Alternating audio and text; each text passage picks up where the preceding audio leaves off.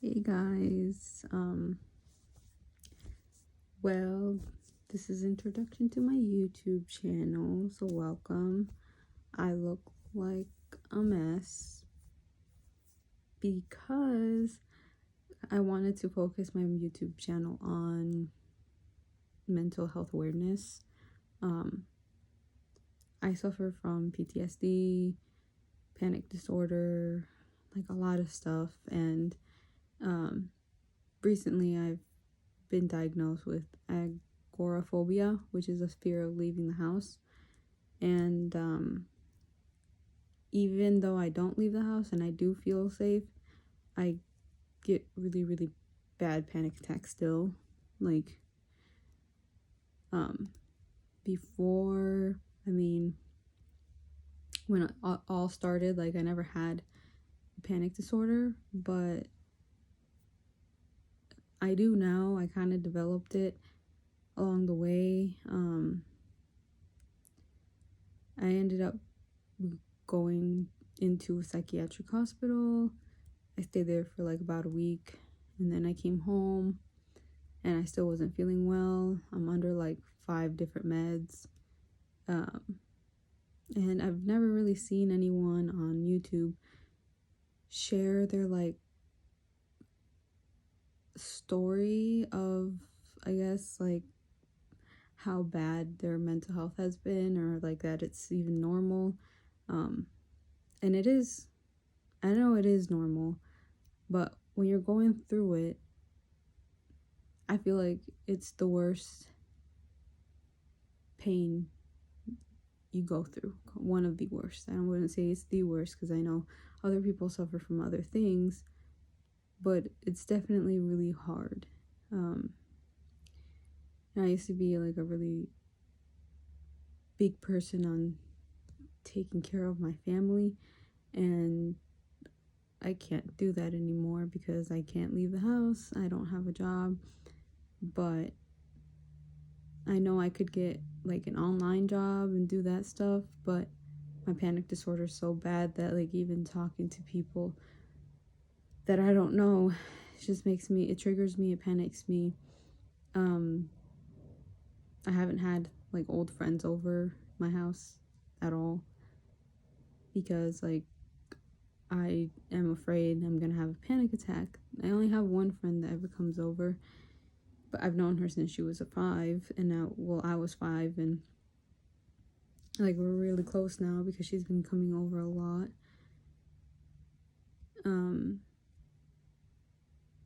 But I don't know.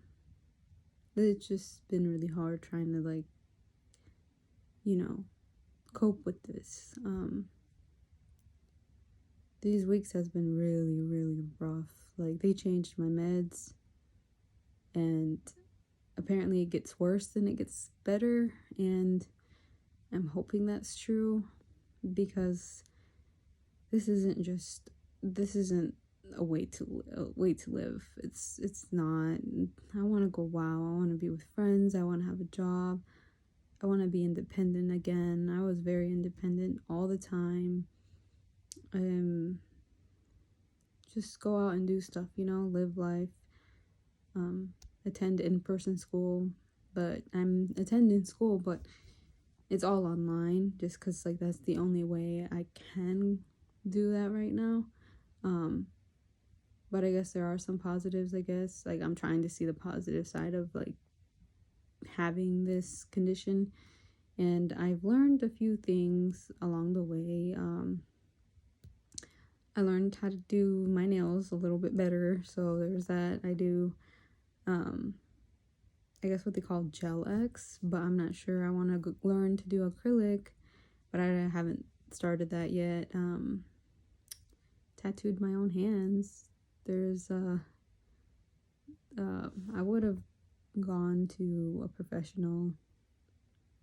That was supposed to be a cross, but I would have gone to a professional, but since I can't leave my home, I just did it here at home. I'm not saying that you should. It's just that it's been, I think, about half a year since I've left, And, you know, you start wanting to be creative and not being on the phone all the time. And when you're just limited on so many options, you just kind of like start wandering off and doing other things that maybe you shouldn't be doing. I also decorated my room. I painted it. I don't know if you guys can see that I did all that. It's like there's my meds and everything, but my room's a little messy right now. It's really tiny. Well, I'll give a tour on that one day. I painted it. My sister bought me the paint. And maybe I could just give a room tour to show you guys like exactly what I got and what my sister got me, and or like what I found in our basement, because like, I mean, we have a lot of stuff that we don't use, and I just said, I'll repurpose it, and that's what I did. And what else have I been up to?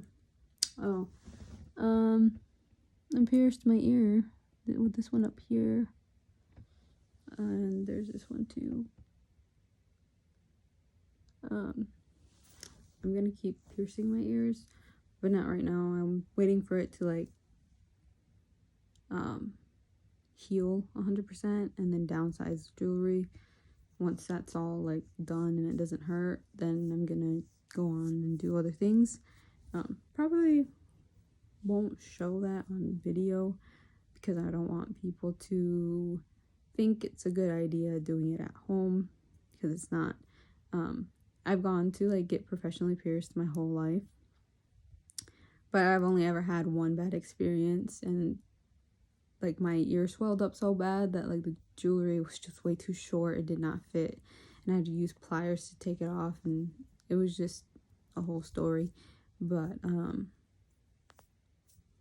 yeah, that's what I've been up to so far. And I want to document. I want to do this more for like documentation reasons.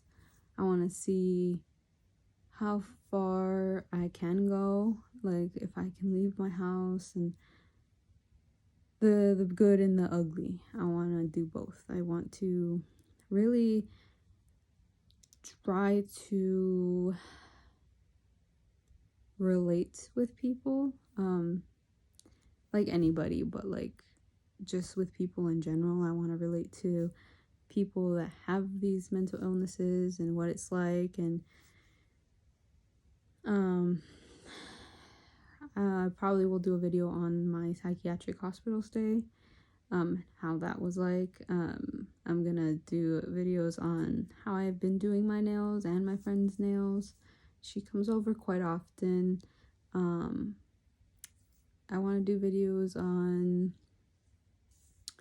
like me getting my tattoos on my hands, what they kind of mean to me, and I don't know if I want to film it, like I said, like the process of, but documenting that day, what it's like to take strong meds. I take Ativan sometimes and other different things. Kind of want to document my reaction to that, because I feel like it's not really a subject that's really talked about openly, and I just want to be open. I want to see if they can relate to me and I can relate to them, that we're not alone and that we will be okay. It's just gonna take some time to heal whatever traumas that we went through, or why we ended up to the place where we ended up. I have like stories, I could say, like story times about how I got there, to this point, to where I'm not independent. I just can't manage my emotions right now. But I want to talk about a few things that happened in my life, how I've dealt with that for so many years, and I am seeing a psychologist and a psychiatrist. My psychiatrist I see every other week, and my psychologist I see her every week, 2 times a week. So I am getting intensive therapy, but there is a probability that I will put myself into a partial hospitalization, because I just want to see if this other option would give me a way to feel better, or I don't know, like force me to get out of this house, because it's like forcing myself to get out to the house, but like not for something bad, it's for something good, it's for my mental health, like, and hopefully whenever I start that, because I'm not sure when, I'm pretty scared to leave, I could probably document that too along the way. Just like document everything. And I hope that whoever's watching this, or whoever wanted to relate to someone, that I can definitely be here to give a listening ear to. I know some families aren't as accepting or understanding of mental health issues. It's very easy to say, oh, just get out of your house and do what you gotta do. And I'm not gonna lie, I used to be like that when I was younger. But I'm 25. So that mindset has 100% changed ever since I developed this panic disorder. It's not as easy as just like saying, get over it, get up and go. It's not like that at all. It's very much, it's hard to describe when you panic. It's like when someone jump scares you, or a movie jump scares you, and you get that terrifying feeling. Well, take that and multiply it by 20 times long, and that's what a panic attack kind of feels like. Some people experience it different than others. For me, it's I have the fear of going crazy. The thoughts I have, they scare me, so I start panicking even more. Like when this whole thing started,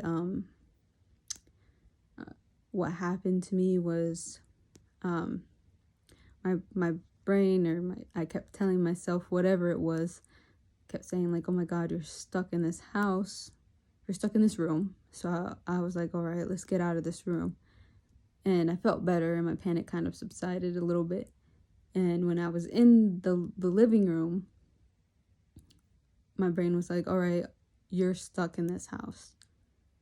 And I told myself, no, I'm not. And I kind of proved it wrong, and I walked outside, sat on a bench, and like on a bench in front of the house that I used to live at, and I sat there for a bit, felt a little bit better. It was nighttime, it was like 10 or 11 p.m. And I was like, see, I'm not stuck. And then my brain was like, you're stuck in this neighborhood. And that's when I started feeling really helpless, because I couldn't just run out of the neighborhood, and I'm not in the mindset to actually drive, because like I didn't want to drive like a lunatic and like cause an accident.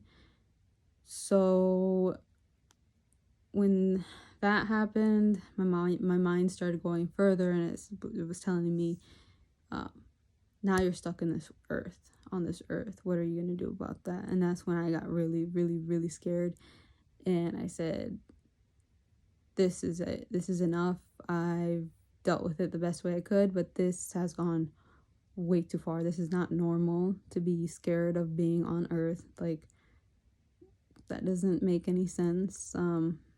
But I've learned along the way that sometimes anxiety and logic just don't hold hands. They don't see eye to eye, and it's just kind of like your emotions just take over, and it just becomes too overwhelming.